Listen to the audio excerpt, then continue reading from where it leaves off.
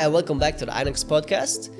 In our last episode, we introduced a breakthrough material for implant restorations. But what about single unit restorations like crowns, inlays, and onlays?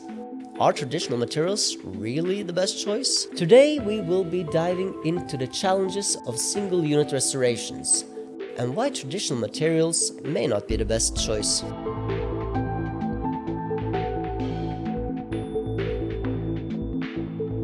For years, zirconia has been the go-to material for crowns, inlays, and onlays.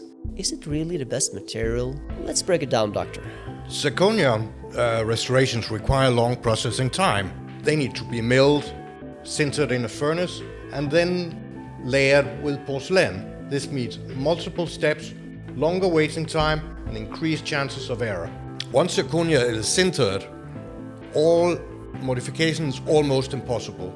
If there is an issue with the fit or occlusion, the only way out is to remake the whole restoration, wasting time and resources. A single zirconia unit might not seem heavy, but its high density adds unnecessarily stress to the abutment and the bone.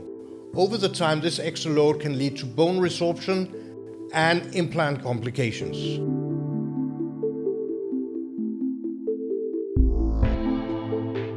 Many dentists turn to composite for inlays and onlays, hoping for a more efficient solution. Achieving precision with composite restorations require extensive chairside time. The dentist must layer and sculpture the material carefully to ensure perfect occlusion and fit.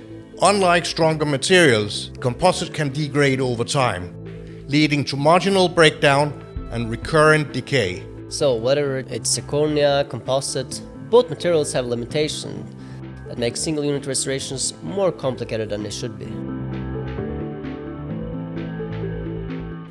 So what if there was a material that combined the strength of zirconia, flexibility of composite, and the efficiency of a modern workflow?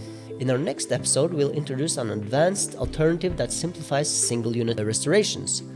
Strong, lightweight, adjustable, and fast to fabricate. Stay tuned.